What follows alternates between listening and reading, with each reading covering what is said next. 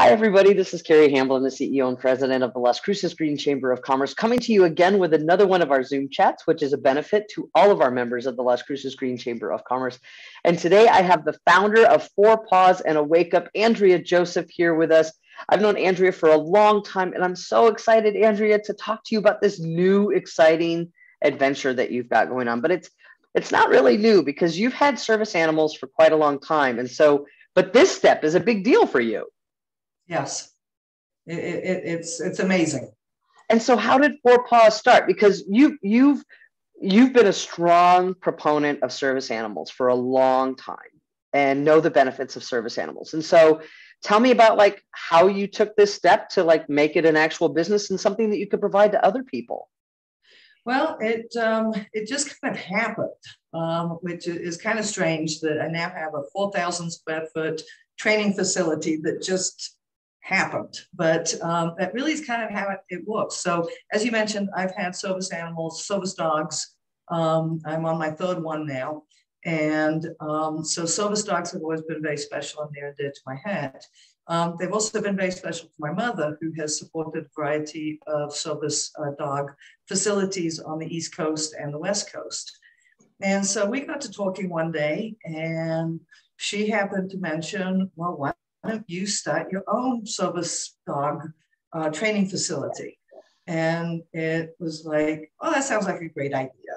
And she planted that seed, and then it just progressed. I started thinking about it more and more, and then I went to the East Coast, the West Coast, visited service training facilities, talked to them, asked them what they would do different.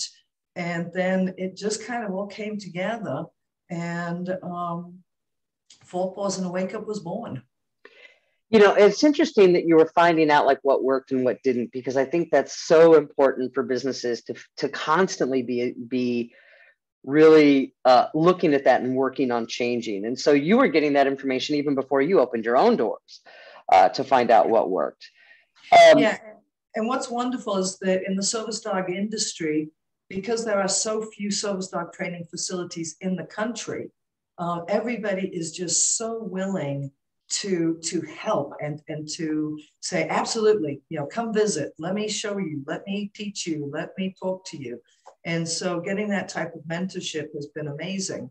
Wow. And in the process, we actually opened a Four Paws and a Wake Up in North Carolina, an affiliated organization with a trainer who's been doing service dog training for 35 years. And his wife has been doing it for about, I don't know, 15, 20 years. And so they have provided incredible mentorship. Oh, that's fantastic. So with this, I mean, you know, I think a lot of us are familiar with service dogs, and they're usually wearing the vests, and they're not as much as cute as they are. It's not really appropriate for us to interact with them because they're working. They're taking care of their human. And so, what does it take to train a service dog? Because they're more than just a pet. They are, in essence, kind of like a keeper of their human to make sure that they're okay. Very much so. And the big difference between a service dog and like an emotional support dog is they have to perform tasks, specific tasks. And so the training takes anywhere from 12 to 24 months. And so the service dogs learn a variety of different tasks. So we're focusing on PTSD dogs, mobility dogs, and or traumatic brain injuries, because a lot of those go hand in hand. So for PTSD, we'll teach the dogs to nudge if they sense a person is getting anxious. And so you have a dog that's just constantly bugging you until you will focus on the dog. And hopefully the process of then focusing on the dog will, flip that switch so that you don't go into a full-blown panic attack. Right. Teaching dogs to turn on light switches and pull covers off of beds and lick somebody's leg to wake them up if they're having a nightmare or a night terror. And so there's just that there are tons of things. So it all starts with your basics, your sit, your stay, your down. tugging. So, the puppies love to tug. And so we teach them to tug. And then from that, they can open doors and refrigerators, washing machines. So it takes a lot of training, and all of those the skills, there are approximately 90 commands. And then when you string those together, you can get a dog to do just about anything except fold the laundry. Yeah, not yet. Maybe next year. But I think it's so fascinating because I think all of us understand the healing properties of just having a creature. Of our fur babies, as some people like to call them. But we have cats and we have a tortoise, and there's something about having an animal that is somewhat dependent on you, but that gives something back in return. And that may be affection, that may be companionship, that may be comfort, that may be peace. And so it's really fascinating to me that what we normally think is somebody who is our companion that we take care of, but can do such a good job at taking care of us. Oh yeah. Yeah, dogs are truly amazing. And that unconditional love is just phenomenal. And then you add the tasks that they learn to be able to assist people. It's just amazing. Well, and are there certain breeds that are better at doing that? I mean, I'm imagining.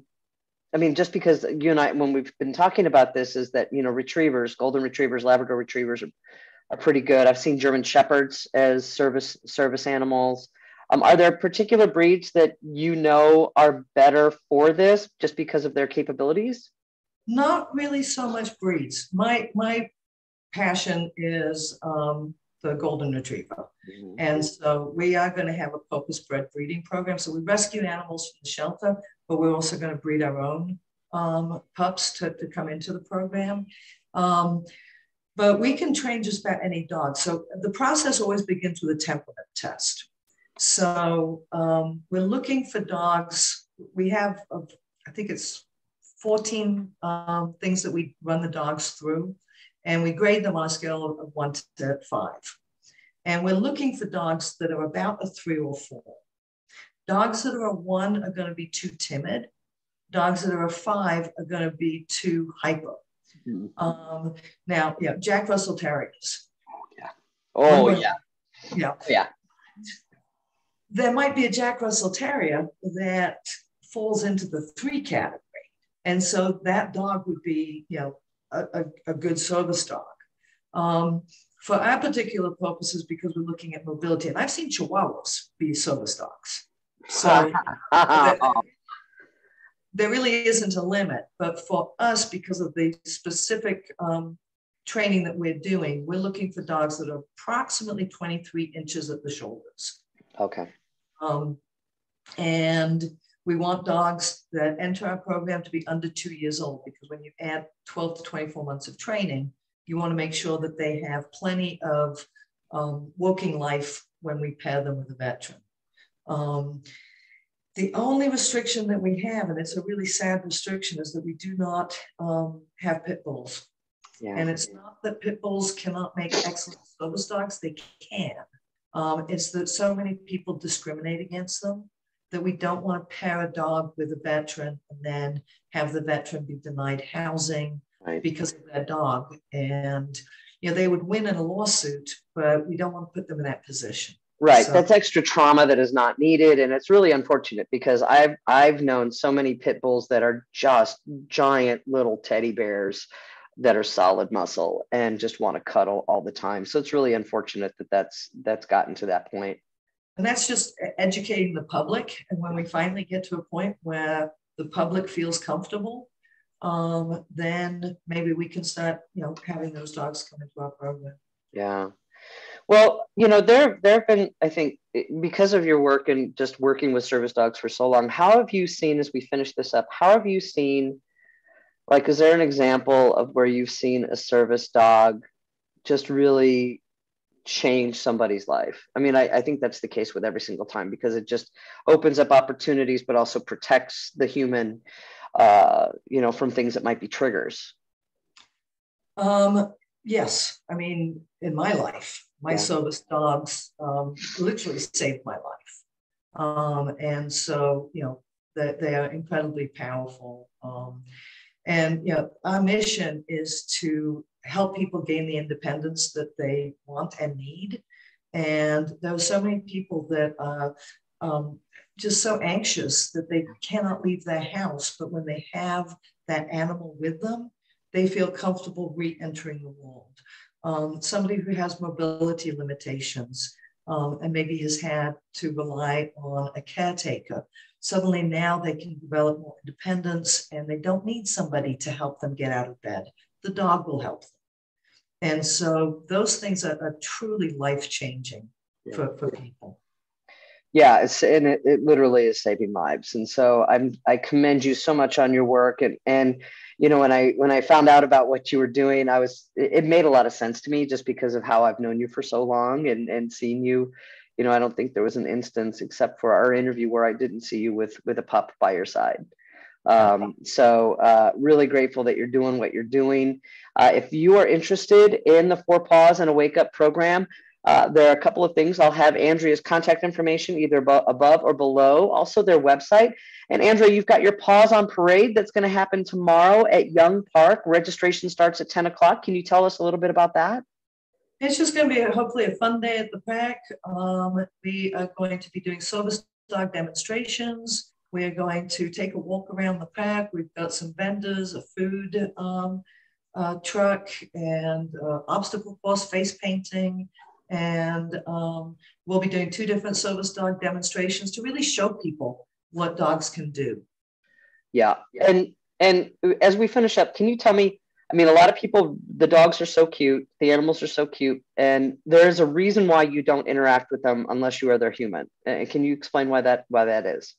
The dog needs to be focused on that person. So if somebody is about to have a panic attack, the dog needs to be able to catch those cues. If they're being petted or loved on or talked to by somebody in public, they're not focused on that person. And so with a lot of service dogs, you can ask because service dogs are not necessarily on duty all the time. So, if you're in an environment and it looks like the dog is not, working, you can always ask, may I? The only exception is guide dogs for the blind, and they are never off duty when they are with that person in public. Those are some good points to know. And I'm really grateful that you answered that because it is always just a courtesy, even with any animal, to pet, because you don't know how they will interact with you and you want to be respectful of that. So grateful for the work that you're doing. Good luck with Paws on Parade tomorrow at 10 o'clock with registration and at Young Park. And also if you'd like information on service animals, if you are somebody who might need a service animal, you'll be able to get in touch with Andrea. Her contact information will be above or below.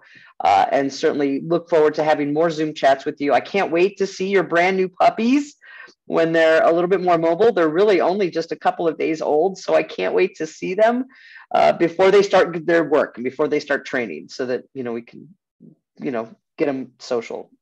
I know that you're doing it. Yeah, and at some point we will have open houses. So please everybody keep your eye out for those and then you can actually come see the facility. That sounds great. We look forward to it. Andrea, thank you so much and good luck this week and we will see you soon. So it's good talking with you. Thank you.